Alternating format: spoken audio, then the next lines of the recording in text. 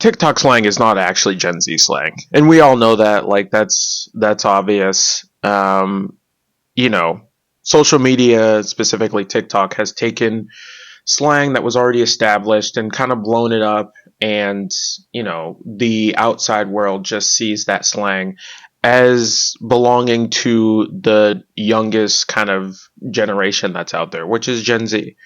But this is not unique. This is not something that hasn't happened before.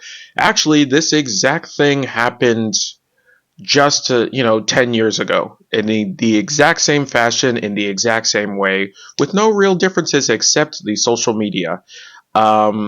Slang is just one of those things that once it catches on and everybody hears it, everyone starts saying it, and it's just getting used to death. It just gets used to death. And, now in these times are no different. One thing that's very interesting to me is how this transformation happened, how quickly it happened, and what was used for such things to happen. Spoiler alert, the only real differences between now and 10 years ago is pretty much the speed of slang being used and how quickly it spreads to everyone using it everywhere, online and in person.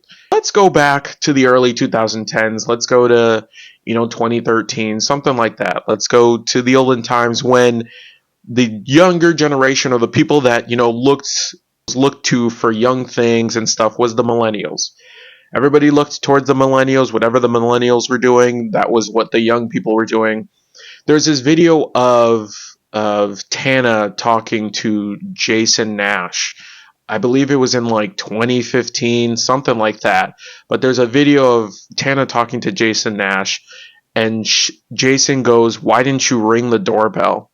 And Tana goes, I just didn't think of that. I really didn't think of that. I texted you. That's what millennials do. That's what us young people do. So it's funny there that, that's what it was. Millennials were the young people at the time, and whatever they did was the young way of doing things, essentially. Slang was used and incorporated and stuff was, obviously Twitter, Vine, Facebook, Instagram. These were all the places that you would see them, whether it was the comments and the videos, whatever. These are the places that you would see the slang being used, and that would push further for it to develop into just things that we say in general. And some of the terminology and things that were being said was like on fleek, lit, bet, slay, cap. All these things were the things that were majority of being used, and majority of AAVE was where they were being taken from. Most of the slang that was popping off that was huge was AAVE. That's what it was. And I think this feels like the first time that AAVE culture and language and slang got really pushed into the mainstream, because anything before then I was too young, but it felt around that time was the first time that was really that our slang and that type of slang was being pushed to the mainstream, and everybody was saying these types of things. The young people specifically were saying these types of things on social media and in person. It felt like the first time that kind of had ever happened, because it was these sayings and it was this slang that was going into the mainstream. These slang were taken from the culture that people were just saying around other people, and it was blown up to absorbent amount where it was being said anywhere and everywhere, and it was just an explosion. And this way you see videos today of Gen Z talking to millennials or anybody older or anything like that, the way you see videos of like, oh, what does this mean? Like, oh, what do you think this means? Millennial, blah blah blah, older millennial specifically.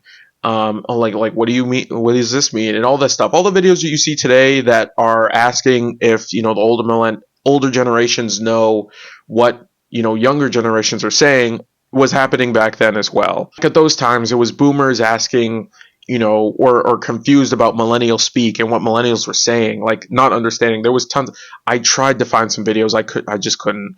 I didn't try hard enough, but whatever. But there was tons of videos that were, on Vine, on Twitter, on Instagram, Facebook, all of these different places where millennials were quizzing boomers or the older generation, and if they knew the slang that was being said. It's the same thing that was happening back then. I remember being a sophomore in 2015 and hearing all the slang and the AAVE that was being used on my college campus, and people that were saying it, and all over the place. It really was spread all over the place and just being said.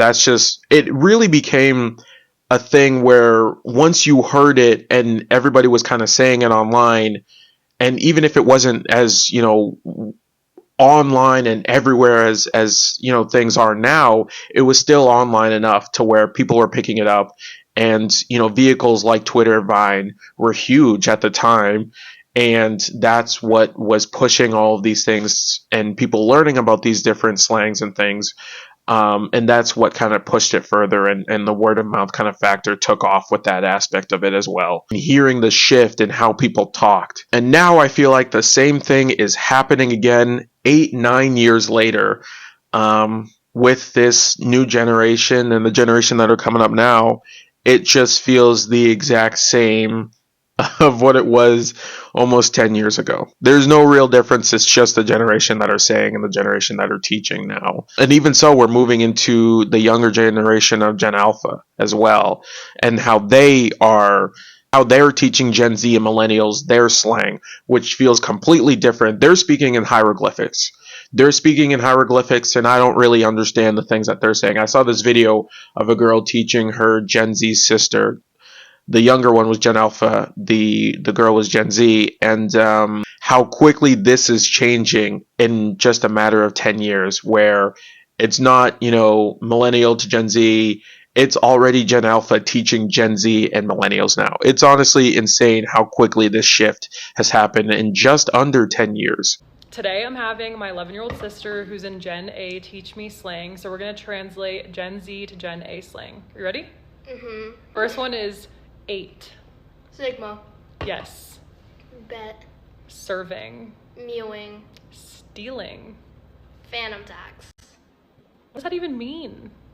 I don't know. I just phantom taxed your Gila. It's just interesting the things that they're saying and how their stuff is still related to what Gen Z and millennials say. It's just they're putting their own spin on it, which is completely normal and what every generation kind of does. Anyway, that's off topic. I don't want to get too far off topic. History is clearly repeating itself in this generation, and it's just happening again. Slang has always been around. And the well that it usually takes from is, AAVE, black culture, and the slang that we use in our culture has always been the well that the general public and the whatever generation is young at the time uses to say is their slang. And social media is that vehicle that brings the slang to popularity, to wide use, essentially, to global usage and global know and global understanding and all that stuff. Social media is the vehicle that does that and pushes it further to everybody else to use and know and change the meaning of and all of these things. And with Gen Z kind of being the new generation that's young and all of that, they are the generation that any slang that gets used now these times is placed on them. And it's funny, you can see how they transform or change things that were said. An example of this is unk. So young people, probably Alpha and Gen Z, use unk a lot to, put it on people in their early 20s, people in their mid 20s, and people in their late 20s who are, essentially dinosaurs. So unk is being used for them. Mind you, unk is short for uncle, which is used for uncles. So, people in their, 40s, people in their late 30s, those are, even late 30s is an uncle. People in their mid 40s, late 40s, those were always designated as uncles. It's interesting how this is being used for people who are very young when they do cringy or whatever things. If you're in, people, if you're someone in your mid to late 20s and you, or 30s, and you do something cringy online, you're called unk. And it's just something, and it doesn't even need to be cringy. It just needs to be seen as older than the young people that are now. That change of unk was just so in real time that it's insane to see how quickly it's changed, and what the meaning has changed to, and what it was intended for, and now what it's being used for on comment sections all around the internet, specifically on TikTok. Great job, white people. We once again managed to take an African American English word and give it a completely new definition. I'm talking, of course, about the word unk, which at this point is being used online as a funny honorific synonym of bro. But unk used to have a very specific definition. It originally referred to an older male figure in the black community. And yet, we now have white teenagers on TikTok using the term amongst themselves. In linguistics, we call this process semantic broadening. The definition of unk has now broadened to include people of pretty much all ages and races. However, because the term has become so genericized, it's losing its original contextual importance in African American English. It's also shifting in meaning to take on a primarily humorous connotation, since the people appropriating the word are capitalizing on a sense of perceived comedy. We've actually seen a very similar thing happen with the word yacht, which went from an African American English pronunciation of goddamn to being used as a noun for butt in memes like the Rizzler song. In the process, its original pronunciation and definition were distorted in a way that ultimately made a farce of its actual roots. And because the internet blows up these slang words in the form of memes, this is gonna keep happening, because people don't know where the memes come from, and use these words without being aware of their actual etymology. Of course, with all of this, I know it's an understanding of it's normal. This is what the next generation does, and takes over and uses for their things. It's just funny how it feels different, and it feels like this is something that's never happened, or this is unique, or this is new. And anyone that kind of feels in that way is just it's valid, because that's normal. Gen Z is starting to feel like that with Gen Alpha. So this is normal. This is kind of just what happens with generations as slang kind of goes on, and social media gets bigger and more ingrained and intertwined with how we kind of speak and how we interact with each other and people and stuff like that. So it's happened very quickly. It's only taken half a decade for this change and things to really take off and really happen. Pretty much before the pandemic and after are completely different timelines, it feels like. Just talking about how we talk and how social media and how that has pushed slang and things like that, it has a great and sizable effect on everything that has happened.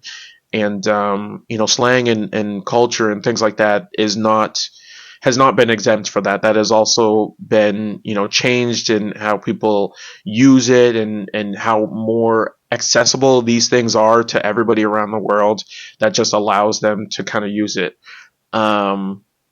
It's very, very interesting. If an example kind of this a little bit is if you've seen like maybe TikToks, street interviews from people in Japan or Korea or anything like that, you can see the influence of social media and black culture and AAVE and all of these things over there so clearly. Like, it's insane, but I don't want to jump into that, that whole thing. The last thing I kind of want to, touch on, and how this is the negative effect of this is the run through of AAVE and sayings and things like that has gotten so fast that if you say old slang that feels like old slang, like lit, like eight, like all of these things, it's just like you're seen as someone who's old and just trying to be cool and keep up with the times and things like that, when it's like, no, that's just what we were saying before